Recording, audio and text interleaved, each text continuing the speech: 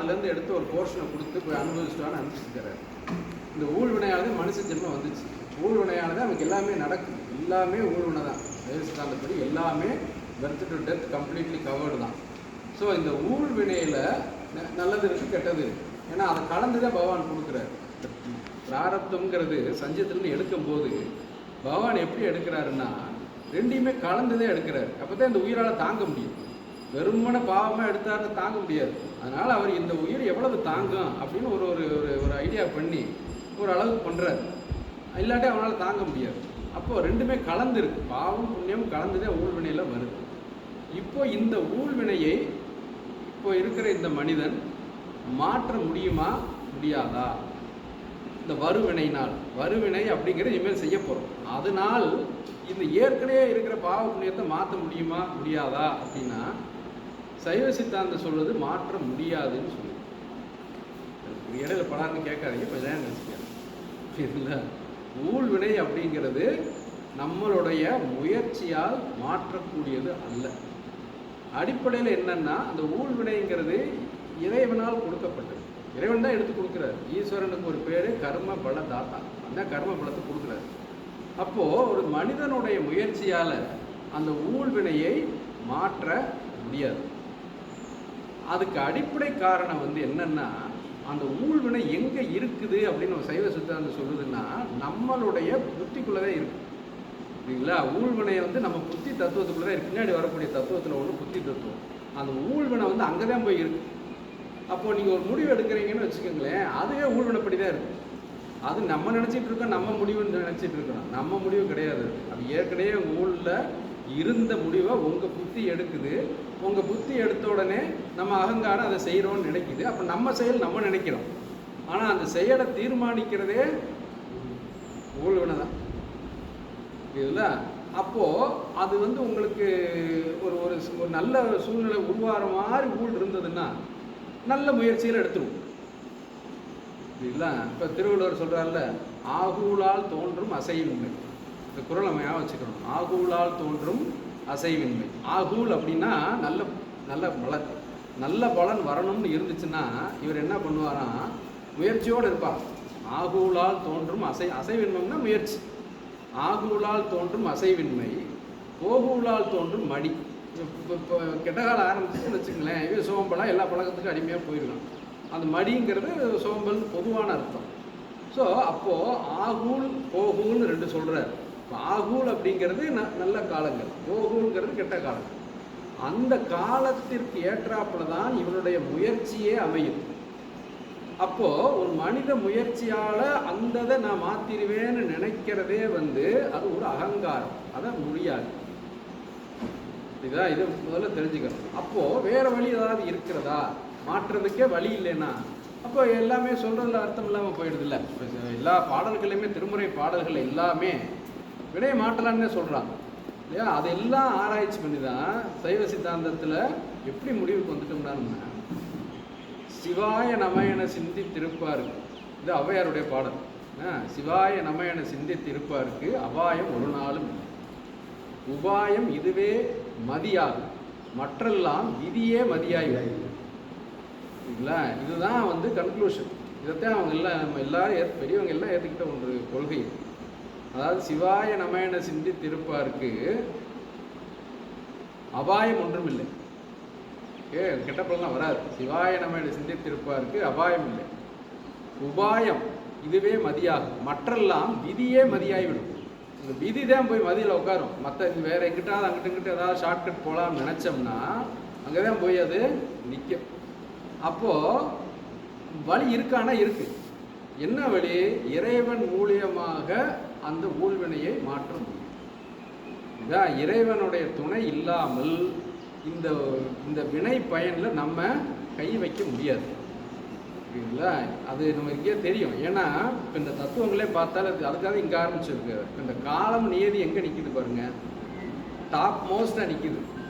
இதுதான் அந்த காலமும் நியதியும் நம்மளுடைய உயிரை சுற்றி இருக்கிற பஞ்ச கஞ்சுகத்தில் முதல் உரை அதுதான். அதுக்கப்புறம் தான் ஆன்ம தத்துவமே வருது.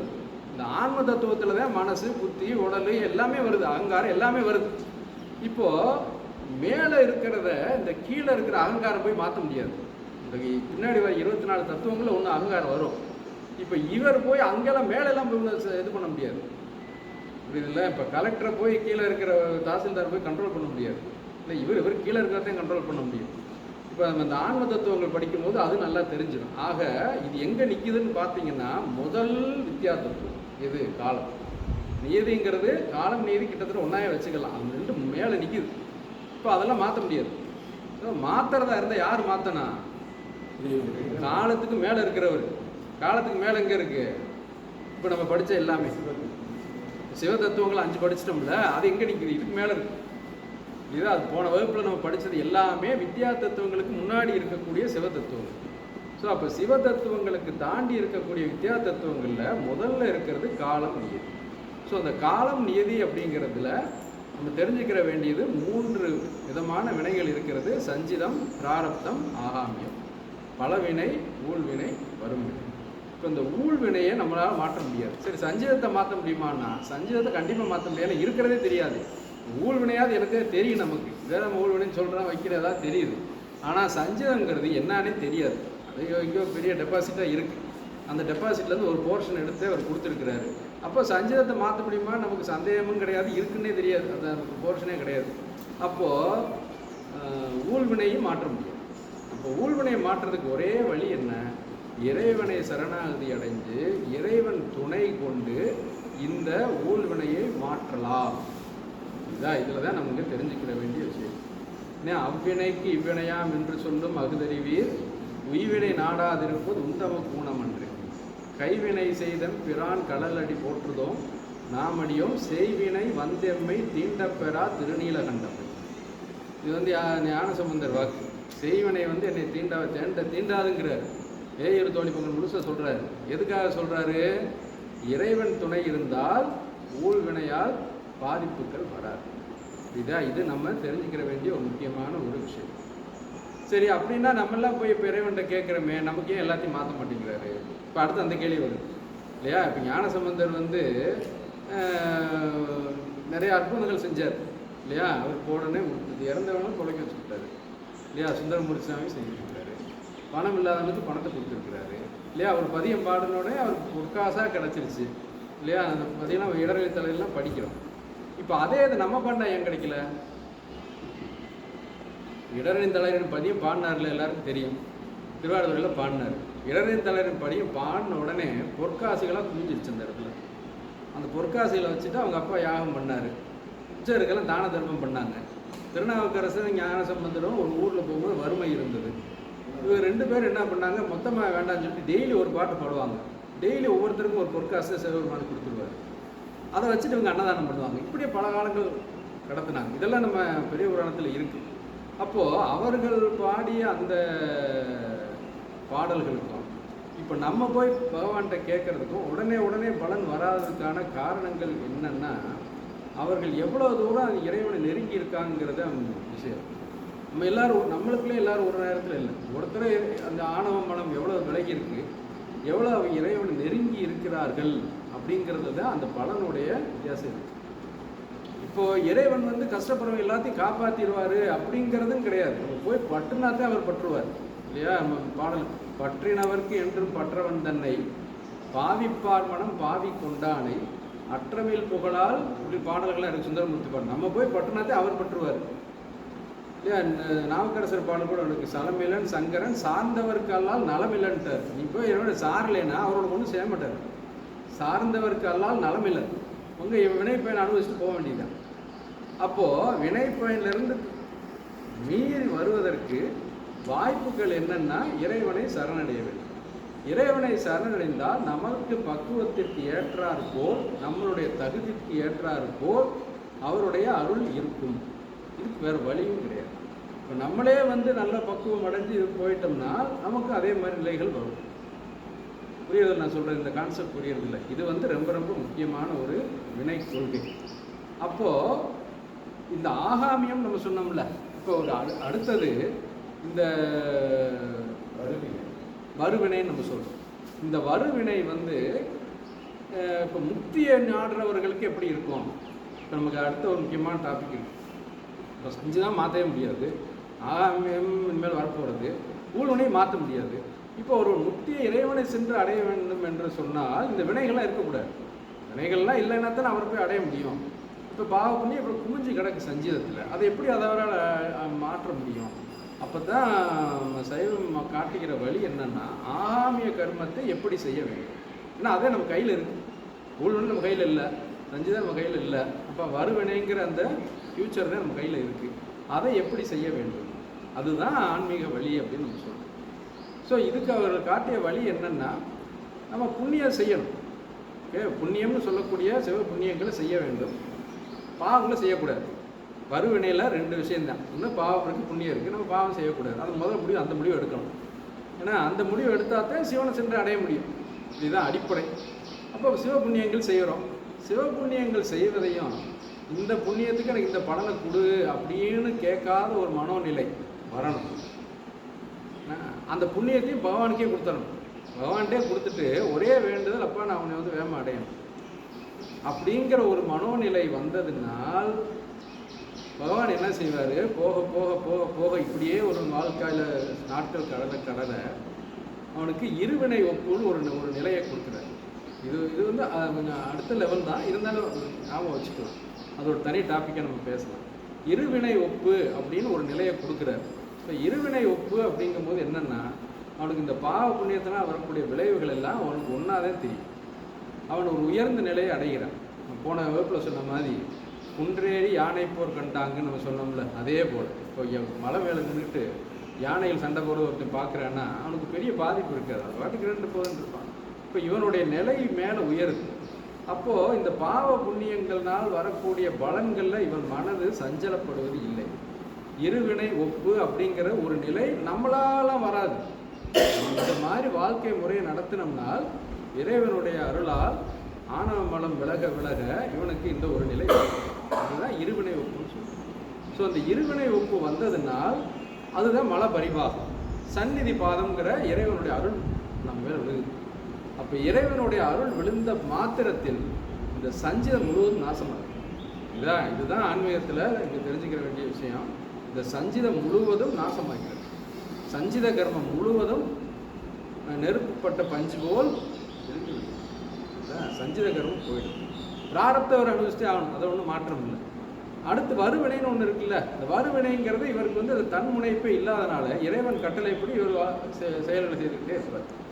இறைவனுடைய ஆணைப்படி போவார். இப்போ நம்ம அருளாளர்கள் எல்லாத்தையும் பார்த்தீங்கன்னா அவங்க அப்படி தான். இப்போ ஞானசம்பந்தருக்கு 3 வயசுலேயே சிவஞானம் வந்துருச்சு.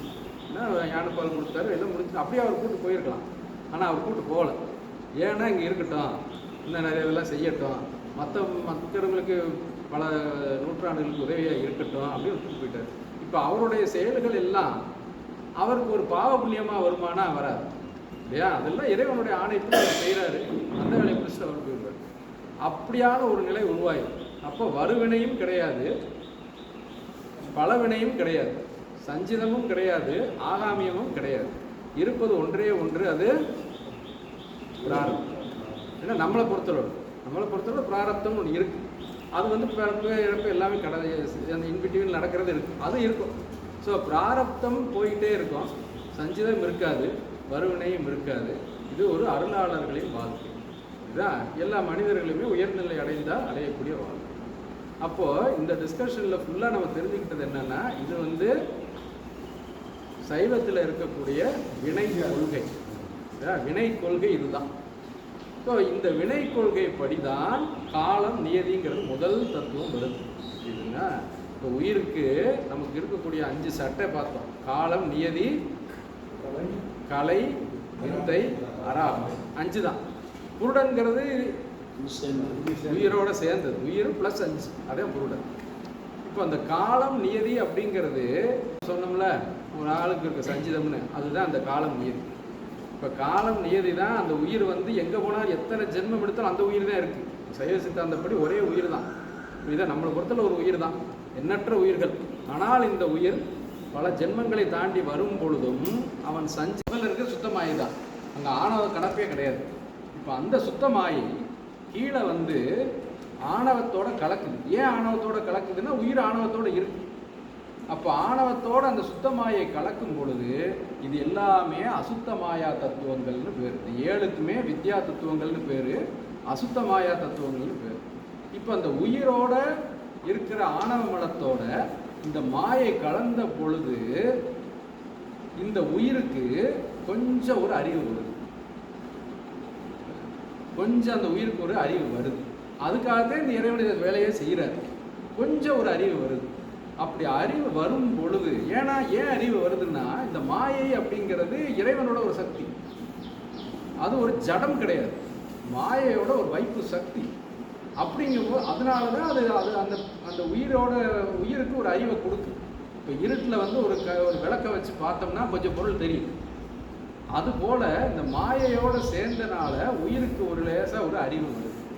அப்படி அறிவு வந்த உயிருக்கு இந்த கலை அப்படிங்கிறது ஆக்ஷன், கலைங்கிறத செயல் செய்யக்கூடிய ஒரு சக்தி. செயலை தூண்டுவது கலை வச்சுக்கலாம். செயலை தூண்டுவது கலை. எது யாருக்கு செயலை தூண்டுது? உயிருக்கு. இந்த புருடனை சுற்றி தானே எல்லாமே இருக்கு. ஸோ செயலை தூண்டுவது கலை, அறிவை தூண்டுவது வித்தை, ஆசையை தூண்டுவது அராகம். இதுதான் இப்போ 3 இருக்கு: கலை, வித்தை, அராகம். கலை என்பது செயலை தூண்டுவது, வித்தை என்பது அறிவை தூண்டுவது, அராகம் என்பது ஆசையை தூண்டுவது, இச்சையை தூண்டுவது. கலை, வித்தை, அராகம்ங்கிற சமஸ்கிருத வார்த்தை, இச்சைன்னு வச்சுக்கலாம். ஸோ கலை, வித்தை, அராகம், இந்த 3ல் இந்த உயிருக்கு 3 அது தூண்டுது.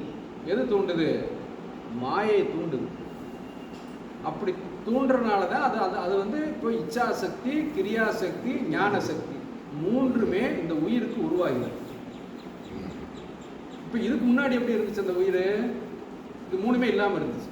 இச்சாசக்தி, கிரியாசக்தி, ஞான சக்தி இல்லாமல் இருந்துச்சு, வெறும் ஆணவத்தில் இருந்தது. அதற்கு பெயர் கேவல நிலைன்னு. ஆணவத்தோடு மட்டுமே இருக்கிறது கேவல நிலை. இப்போ இந்த உயிருக்கு இச்சாசக்தி, கிரியாசக்தி, ஞான சக்தி 3மே தூண்டப்பட்டுருச்சு. தூண்டப்பட்டவுடன் இந்த உயிருக்கு சகல நிலைன்னு பேர். இதுதான் இப்போ இந்த உயிர் எங்கே இருக்கு? சகலத்துக்கு வந்துருச்சு. கேவலத்திலிருந்து சகலத்துக்கு வந்துருச்சு. இப்போ நம்ம எல்லாமே சகலர்கள். இதுதான் இப்போ நம்மளெல்லாம் சகலர்கள்னு சொல்கிறாங்களே. இப்போ தண்டோரா படமாக தான் சொல்லுவாங்க பார்த்தீங்களா, இதான் சகலமானவர்களுக்கு ஐலுக்கு என்ன தான், எல்லாத்தையும் தான், எல்லாரும் சகலர்கள் தான். பூமியில் வாழ்கிற அத்தனை பேரும் சகலர்கள் தான். சகலர்கள்னு ஏன் நம்ம சொல்கிறோம்னா, நம்ம எல்லாமே நம்ம மலை கலப்புடையவர்கள் தான். ஆணவம், கண்மம், மாயை எல்லா கலப்பு உடையவர்கள் தான். இப்போ அது கண்ம மலை எங்கே இருக்குன்னா அது முதல்ல வந்துருச்சு. காலம், நியதியும் கண்ம மலம் தான். ஸோ இப்போ இந்த காலத்துக்கும் நியதிக்கு ஏற்றாற் போல தான் இச்சாசக்தி, கிரியாசக்தி, ஞான சக்தி இந்த உயிருக்கு செயல்படும். புரியுறத நான் சொல்கிறது என்னென்ன? இந்த காலம் நியதிக்கும் ஏற்றாற் போல தான் இச்சாசக்தி, கிரியாசக்தி, ஞான சக்தி இந்த உயிருக்கு தூண்டப்படும். இந்த உயிருக்கு தோன்றி இந்த 3ஐ வைத்துக்கொண்டு இந்த உயிர் செயல்படுவதற்காக வருவது தான் அதோடைய ஆன்ம தத்துவங்கள். அதுக்கு பின்னாடி நம்ம பார்ப்போம். ஆன்ம தத்துவங்கள் 24 இருக்கு. ஸோ 24 தத்துவங்களுக்கும் அடிப்படையாக இருக்கக்கூடியது இந்த உயிருக்குடைய இச்சா, கிரியா, ஞான சக்தி, கலை, வித்தை, அராகம் அப்படிங்கிற இந்த 3 சக்திகள்.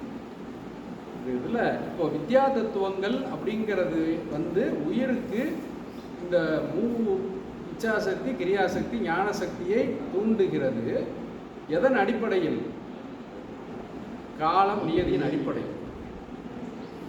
இஷ்டத்துக்கு பண்ணுறதில்ல. காலத்திற்கும் நியதிக்கும் அடிப்படையில் இச்சை, ஞானம், கிரியை தூண்டப்படுவதால் இது வித்யா தத்துவங்கள் என்று பெயர். இந்த வித்யா தத்துவங்கள் 7மே அசுத்தமாயா தத்துவங்கள் என்று பெயர். ஏன் இதற்கு அசுத்தமாயா தத்துவங்கள் என்றால், மாயை ஆணவத்தோடு கலந்து விட்டது. இங்கே தான் ஆணவமே வருது. ஏன்னா அது உயிரோடு சேர்ந்து இருக்கிறது இல்லை, அங்கே உயிரே இல்லை. அதனால் அது வெறும் சுத்தமாயை. சுத்தமாயை ஆணவத்தோடு கலந்ததால், வெறும் ஆணவத்தோடு கலக்கல, உயிரோடு கலந்த ஆணவத்தோடு கலந்ததால் அது அசுத்தமாயா மாறிவிட்டது. இந்த அசுத்தமாயிலிருந்து உருவான தத்துவங்கள் தான் எல்லாமே. உயிர் கிடையாது, உயிரை தவிர மற்ற எல்லாமே. இப்போ அதனால தான் இந்த அசுத்தமாயை கடைசியாக போட்டு வச்சுருக்கிறோம். எதுக்காகன்னா, இந்த அசுத்த மாயையில் ஒரு பகுதி தான் மேலே இருக்க எல்லாம் மாறி இருக்கு. இந்த இந்த பஞ்ச கஞ்சுகமே அசுத்த மாயிலிருந்து வந்தது. பஞ்ச கஞ்சுகம்ங்கிறது என்னது? காலம், காலம், காலத்திலிருந்து இந்த பஞ்ச கஞ்சுகம், இந்த பஞ்ச கஞ்சுகமே அசுத்த மாயிலிருந்து வந்தது. இப்போ இந்த அசுத்த மாயையில் மிச்சம் இருக்கும்ல, அசுத்த மாயை வந்து இப்போ ஒரு பெரிய ஒரு பாக்ஸ்லேருந்து ஒரு போர்ஷன் நம்ம எடுத்துக்கிற மிச்சம் இருக்கு தானே செய்யும். அதுதான் கடைசியாக போட்டு வச்சுருக்காங்க. எதுக்காக போட்டு வச்சுருக்காங்கன்னா அடுத்து வர்றதுக்கு அதுதான் மூலதனம். இப்போ நம்ம பார்க்க போகிற அடுத்து வர 24 தத்துவங்களுக்கும் மூலதனம் வேணும்ல, இங்கே ஒரு பக்கம் தான் வரணும். அதுதான் இந்த அசுத்த மாயை. வெறும் மாயின்னு போட்டிருக்கோம், அது அசுத்த மாயை தான். இந்த அசுத்த மாயிலிருந்து வரக்கூடிய 24 தத்துவங்கள் பின்னாடி வருதுங்கள, அது வந்து இன்னும் கொஞ்சம் அசுத்தமாயி தான் கீழே இறங்குது. அதனால தான் அதை வந்து மிக அசுத்தமாயின்னு சொல்கிறாங்க. இந்த 24 ஆத்ம தத்துவங்களுமே மிக அசுத்தமாய தத்துவங்கள் அல்லது பிரகிருதி தத்துவங்கள் பொதுவாக சொல்லுவோம். இது அசுத்தமாய், அது சுத்தமாய். ஸோ சுத்தமாயை, அசுத்தமாயை, பிரகிருதி மாயை. சுத்தமாயைங்கிறதுல இறைவனுடைய அந்த வைப்பு சக்தி மட்டும் இருக்கிறது. அசுத்தமாயில சுத்தமாயை ஆணவத்தோடு கலந்தது. இதே அசுத்தமாயை இன்னும் நல்லா இறங்கி ஃபுல்லாக ஆணவத்தோட பிடியில் நல்லா உள்ளே இறங்கினா தானே அது சரி பண்ண முடியும். சரி பண்ணும் பொழுது அது பிரகிருதி மாயையாக உருவெடுக்கும். அந்த பிரகிருதி மாயா தத்துவங்கள் எல்லாம் 24 தத்துவங்கள். அதைத்தான் ஆத்ம தத்துவங்கள் நம்ம சொல்கிறோம். இதை வந்து வித்யா தத்துவங்கள்னு சொல்கிறோம். ஏன் இதை வித்யா தத்துவங்கள்னு சொல்கிறோம்னா, இங்கே தான் உயிருக்கு வந்து இச்சை, ஞானம், கிரியை தூண்டப்படுகிறது. இதுதான் வித்யா தத்துவங்கள் 7. இதில் ஏதாவது சந்தேகங்கள் ஆரம்பிக்கும் இந்த